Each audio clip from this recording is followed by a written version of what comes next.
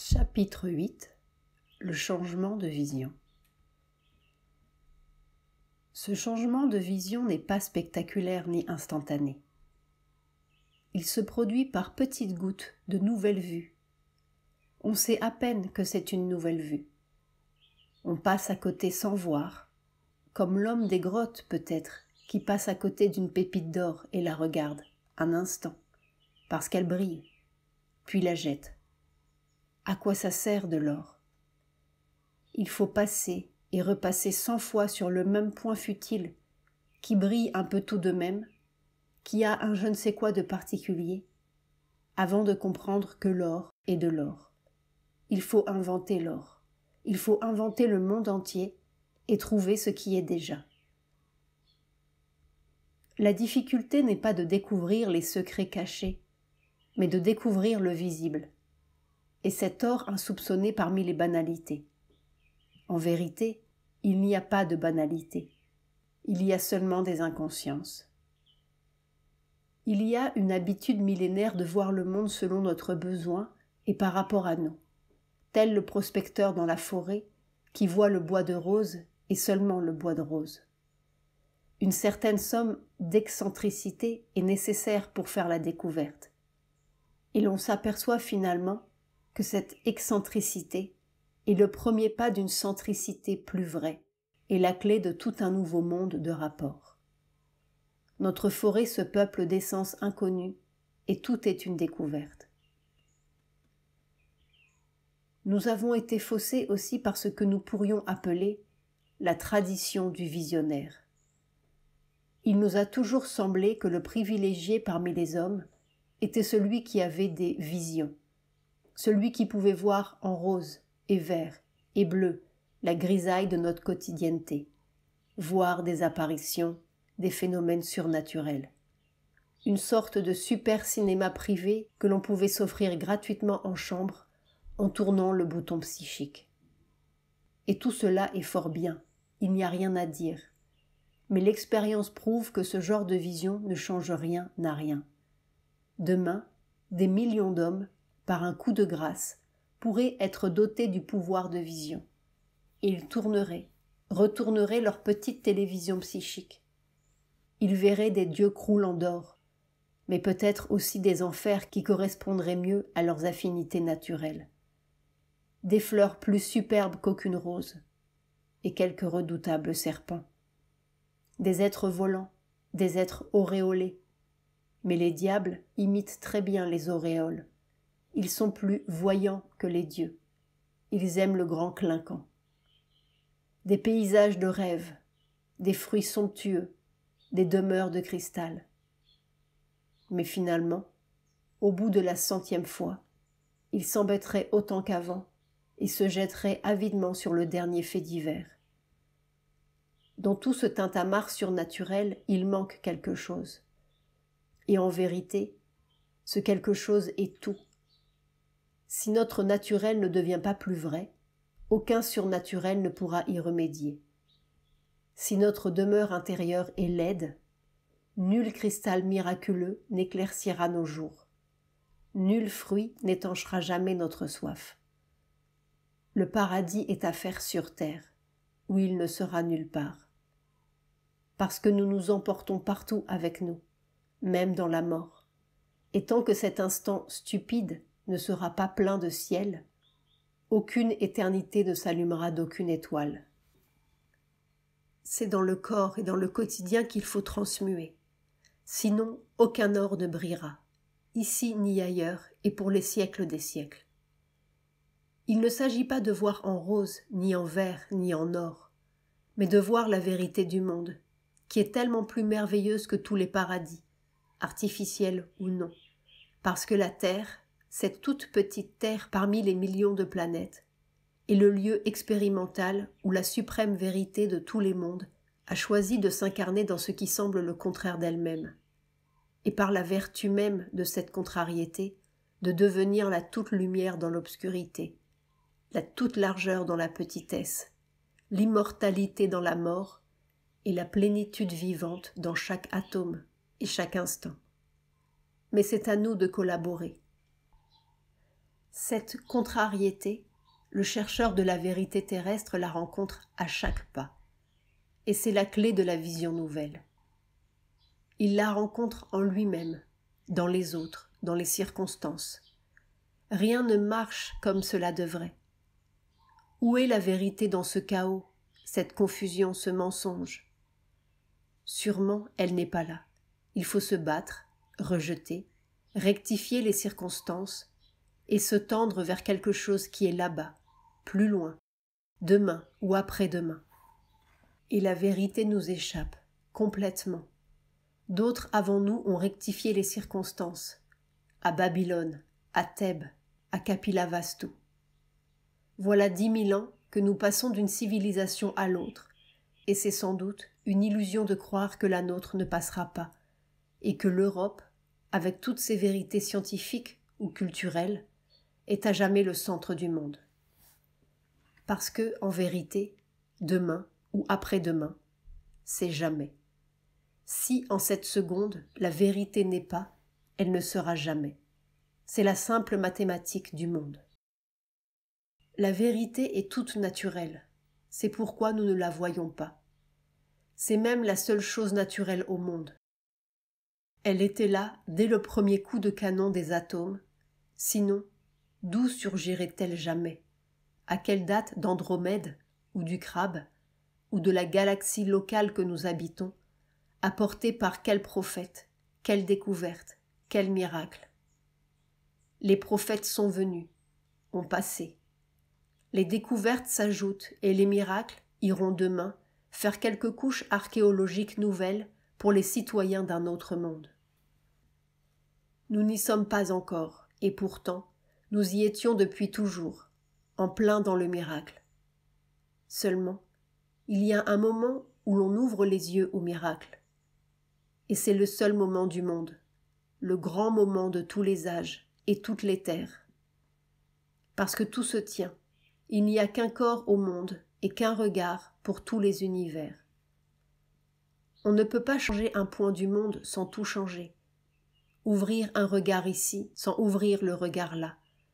On ne peut pas toucher un centre de vérité sans toucher tous les centres, instantanément et sans distance, parce qu'il n'y a qu'une vérité et qu'un centre. Est-ce à dire que personne n'a jamais touché cette vérité? Certes, on l'a touchée, mais sur les hauteurs du mental, dans les rares illuminations qui ont laissé cette trace ici et là, sur un visage de Bouddha en Indonésie, une Athéna du Parthénon, un sourire de Reims, dans quelques Upanishads merveilleuses, quelques paroles de la grâce qui surnagent comme un anachronisme doré et adorable, à peine réel, parmi nos structures de béton et nos sauvageries civilisées. On l'a touché dans les profondeurs du cœur, balbutié avec Saint François ou Sri Ramakrishna.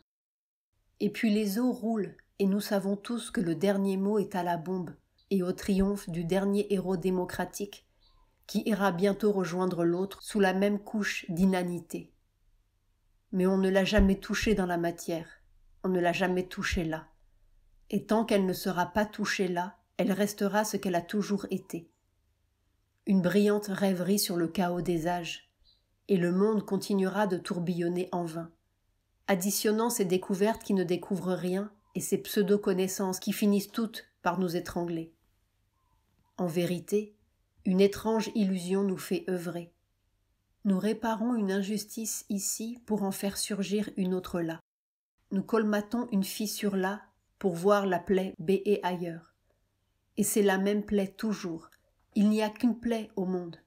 Et tant que l'on ne voudra pas guérir de ce mal-là, nos millions de médecines et de parlements et de systèmes et de lois, par millions les lois à tous les coins de rue et jusque sous le paillasson de notre porte, ne guériront rien à nous-mêmes et à la blessure du monde. Nous bienfaisons et nous altruisons, nous distribuons, nous partageons, nous égalisons.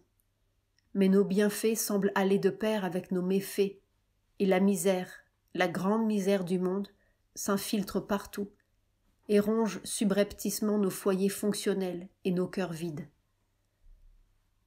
Nos égalisations sont l'énorme uniformité grise qui descend sur la terre et étouffe pareillement le bon et le moins bon, le riche avec le pauvre, les foules d'ici, les foules de là, la grande foule humaine mécanisée, désincarnée, suggestionnée par un millier de radios et de journaux qui hurlent et trépident jusque dans les villages de l'Himalaya. Et pas une nouvelle.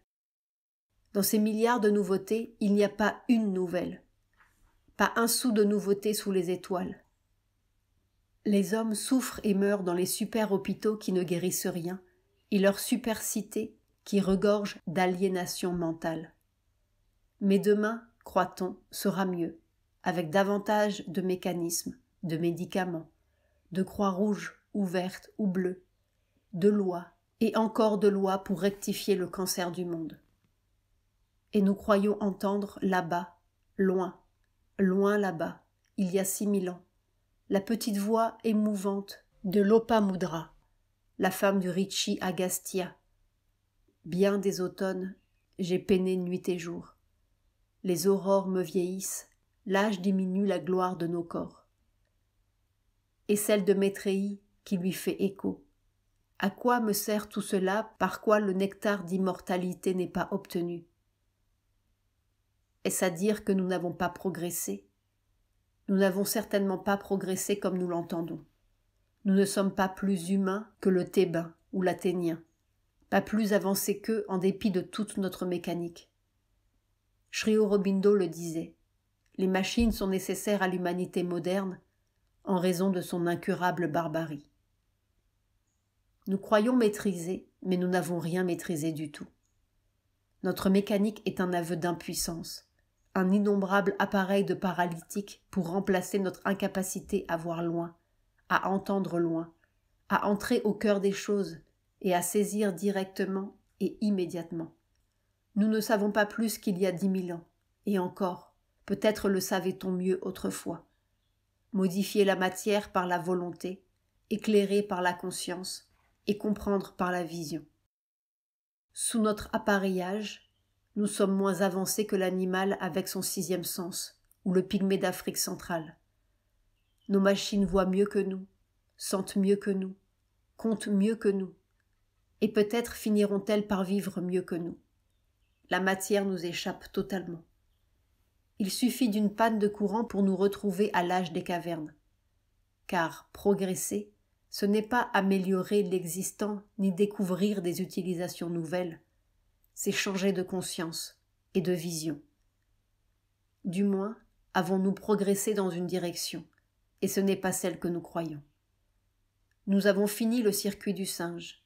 Nous avons poussé jusqu'à son extrême conséquence le simple petit geste qui mettait bout à bout cette liane et cette branche pour faire un arc. Nous avons gonflé et surgonflé la baudruche mentale à son point d'éclatement.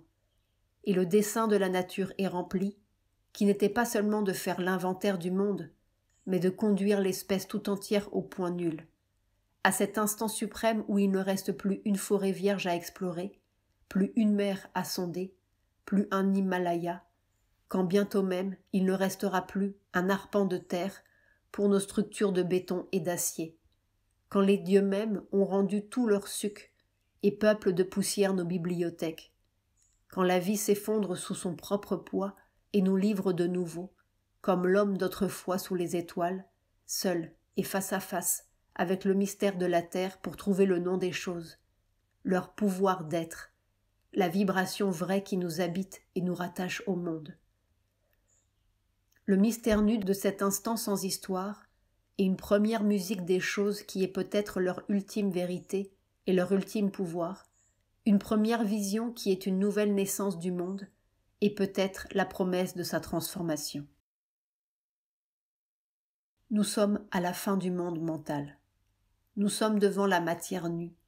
Nous sommes au temps de la grande invention. Et nous sommes presque dérisoires pour une si fabuleuse aventure. Qu'avons-nous? Un petit feu dedans, dont nous ne savons même pas le but, mais qui brûle avec nous, qui accompagne nos pas, nos milliers de pas dans la grande mécanique vaine. Une petite clairière qui parfois semble si charmante et légère, et si fragile dans la grande cohue vide. C'est tout ce qu'on a, c'est enfantin, c'est transparent, C'est presque ridicule au milieu de la foulée des colosses caparaçonnés du mental. Et que découvrons-nous? Un souffle, un rien, un grain d'or qui brille un moment, puis s'esquive. Il n'y a rien de sensationnel, c'est le contraire du sensationnel. C'est un microscopique sans histoire. C'est peut-être rien et c'est tout. C'est aussi fluide que l'homme qui se penche pour la première fois sur la première rivière du monde et regarde ce fétu, puis cet autre, venu d'où, emporté où, et ce reflet de ciel un moment, et cette autre petite cascade dans son cœur. Mais tout cela fait un tout et une fraction de seconde, comme un regard qui s'arrête et traverse d'infini cette goutte et ce fétu, et le là-bas d'où il vient, le là-bas où il s'en va, comme si tout était déjà arrivé, comme si rien n'arrivait, rien ne passait vraiment. Un éternel croisement de ce rose du ciel, ce battement de cœur, cette paille légère. Et d'autres pailles peuvent venir, d'autres roses ou des bleus, des noirs passés, mais c'est toujours la même chose qui se croise, au même point, avec d'autres visages et d'autres noms. Alors quelque chose commence à demeurer à ce croisement des mondes, comme un même regard qui regarde une même histoire. Et tout est tranquille, tout est semblable et clair. Il n'y a pas à se tendre vers demain, pas à saisir ce rose ou ce bleu, cette paille, cet autre. Il n'y a pas d'autre point là-bas, où c'est le même et les mêmes choses qui se croisent. Il n'y a qu'un point, à chaque instant, et le monde entier passe là, avec le Sagittaire et Bételgeuse, et cette brindille. Tout est contenu là, pour les siècles des siècles. Il n'y a qu'à écouter la musique de ce point, et toutes les autres musiques y sont. Il n'y a qu'à être là, et tous les êtres du monde sont là, passé, présent, futur. Il n'y a qu'une histoire au monde, et qu'un moment, et qu'un seul être. C'est là, nous y sommes. Il n'y aura rien de plus, rien autre, dans 3000 ans ou dans 100 000. Dès lors, chaque chose est, simplement, absolument. Nous sommes à cette croisée d'êtres, et nous regardons le grand monde, tout neuf. Il n'y a pas d'espoir de quelque chose d'autre, pas d'attente, pas de regret ni de désir. Si ce n'est pas là en cette seconde, ce ne sera jamais là. Tout y est, la totale totalité de tous les avenirs possibles. Les eaux peuvent rouler, les visages et les tonnerres du monde, les affublements de la minute, le cri du passant, la graine qui vole. Le grand kaléidoscope se renverse et éparpille les êtres, les événements, les pays et leurs rois. Et cette seconde qui passe, les colore de bleu, de rouge, d'or. Mais c'est toujours un même regard à la croisée, une même seconde et une même chose sous d'autres couleurs. Les mêmes êtres avec leurs peines, en peau blanche ou brune, en ce siècle ou en d'autres.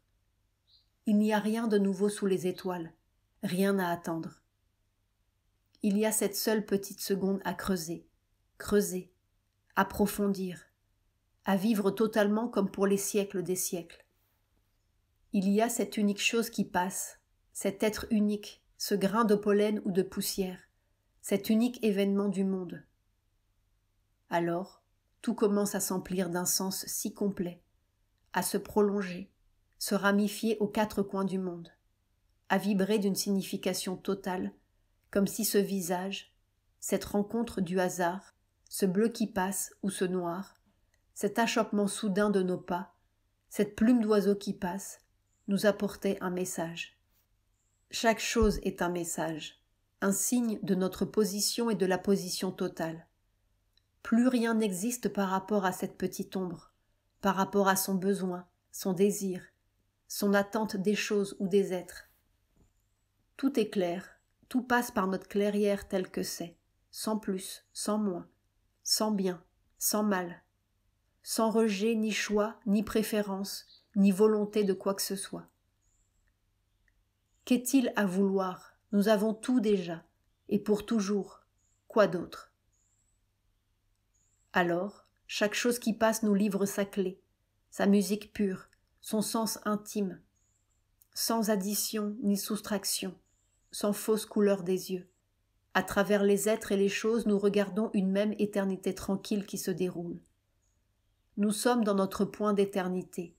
Nous sommes dans un regard de vérité. Nous sommes à cette croisée d'êtres, et cette croisée, pour un moment, semble s'ouvrir innombrablement partout. Une petite seconde pleine. Où est le manque, le vain, le non-là? Où le grand, l'infini, l'utile, l'inutile? Nous y sommes, en plein, dans la chose. Il n'y a plus de quête du bois de rose dans la forêt du grand monde. Tout est le bois de rose, et chaque chose est l'essence unique. Il y a comme un or chaud qui commence à briller partout.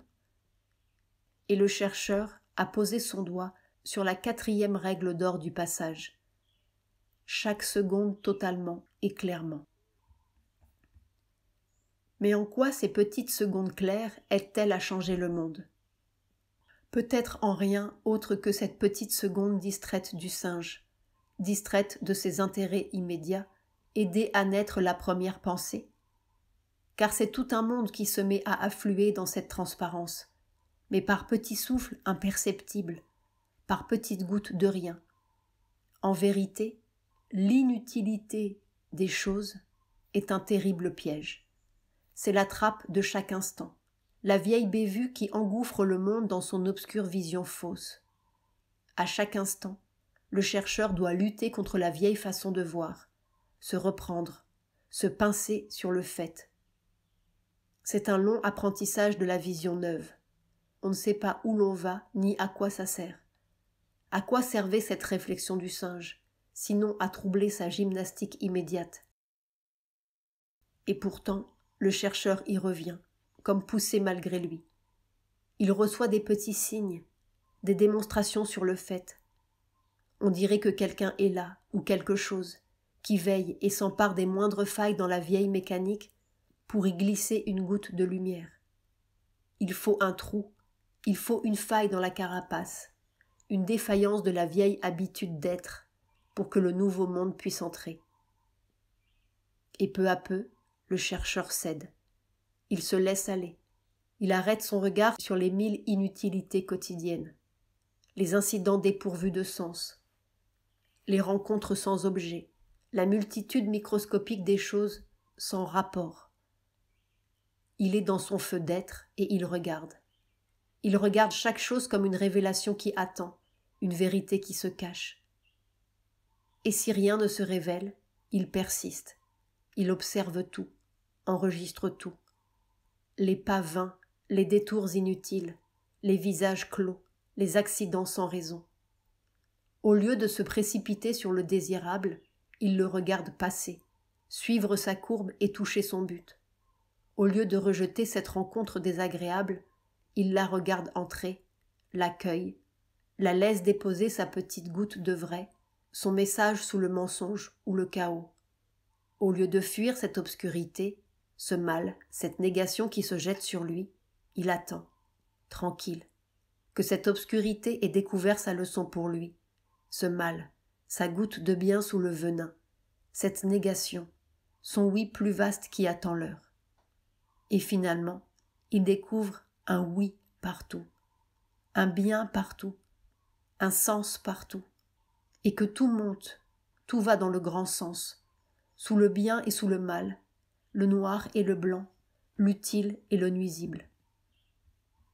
Peu à peu, le monde fourmille d'un millier de petites vérités qui s'allument, ici, là, qui comblent ce vide, bouchent ce creux inutile, jettent un pont entre les choses, font tomber en place la pièce manquante du puzzle, et tout se relie dans une continuité de messages. À chaque instant, les choses murmurent à notre oreille, et le destin parle dans une plume de colombe qui s'envole. Et une fois de plus, un même phénomène nous arrête. Ce que nous découvrons, ce ne sont pas des vérités éternelles et sublimes, pas des triomphes du mental géométrique qui enferme le monde dans une équation, pas des semences de dogmes ni des révélations sur les Sinaï du monde, mais des petites vérités minuscules, vivantes, légères, des sourires de vérité au bord du chemin et dans les banalités qui passent. une minuscule vérité contagieuse qui semble s'allumer de proche en proche et faire briller même les cailloux. Une vérité de la terre, une vérité de la matière. Et quand nous avons pris au piège un seul de ces petits sourires fantasques, nous sommes plus comblés que par toutes les illuminations des sages réunis, parce que nous avons touché la vérité, les yeux grands ouverts et avec notre corps. Peut-être parce que la vérité suprême est là aussi, dans un infinitésimal fétu de paille, autant que dans la totalité des airs. Mais, plus encore que tous les sens délivrés de leur cachette, le chercheur touche un mystère plus grand, quelque chose de si insaisissable et si sûr qu'il emplit d'émoi chaque fois qu'il croit l'apercevoir. Oh, quelque chose qui se cache bien, qui ne veut pas se laisser prendre ni mettre en pensée ou en code mental. Un suprême chiffre qui déchiffre tout et qui est comme la vraie clé du nouveau monde. Derrière tous ces tâtonnements, ces trébuchements, ces fausses routes par dizaines tous les jours, ces cris dans le noir, il perçoit comme une aide. Quelque chose répond. Il faut vraiment avoir longtemps marché dans le noir pour comprendre la merveille de cette réponse-là. Ça répond, ça bouge, ça entend, ça sait où nous allons. Comme si le nouveau monde était tout là, déjà fait, tracé innombrablement sous nos pas et sous chaque pas de chaque être et sous chaque instant. Et peu à peu, nous entrons dans sa géographie. Et c'est le signe vraiment du nouveau monde. Il est là. Il n'y a pas de distance à parcourir, pas d'attente en prière, pas de cris à jeter à travers des espaces vides pour séduire la divinité voilée dans les nuages, pas d'intensité de concentration ni de longues années, ni de longs efforts et de répétitions ardentes pour tenter de mouvoir une force sourde. C'est là. C'est la réponse instantanée, l'exaucement dans les faits, le signe vivant, la démonstration sur le vif. Il suffit d'un simple appel, il suffit d'un petit cri de vérité pure. En fait, nous ne cherchons pas, nous sommes cherchés. Nous n'appelons pas, nous sommes appelés. Et nous tâtonnons aussi longtemps que nous voulons faire tout par nous-mêmes. Il n'y a rien à faire. Il y a tout à défaire et laisser passer le nouveau monde, laisser couler ces rivières et ces chemins inattendus sous nos pas. Une petite seconde d'abandon, et ça entre. C'est là, ça sourit. Tout est déjà là. Et le singe, un jour, qui croyait faire tant d'efforts pour saisir cette petite vibration subtile, qui attrapait une pensée, par hasard, sans savoir comment ni pourquoi, au moment où sa mécanique simiesque n'allait plus comme d'habitude, marchait lui aussi peut-être, déjà, dans une nouvelle géographie mentale qui attendait ses défaillances de singe, et une petite seconde d'abandon au mystère du nouveau monde. Nous croyons que tout sort de nos merveilleux cerveaux, mais nous sommes les outils d'un moi plus grand, les traducteurs d'une merveille qui s'approche, les transmetteurs d'une musique qui grandit. Seulement, il faut laisser couler la musique, il faut que l'instrument soit clair. Et l'on peut concevoir que si le monde accordait son instrument à cette autre musique, il s'en trouverait radicalement changé.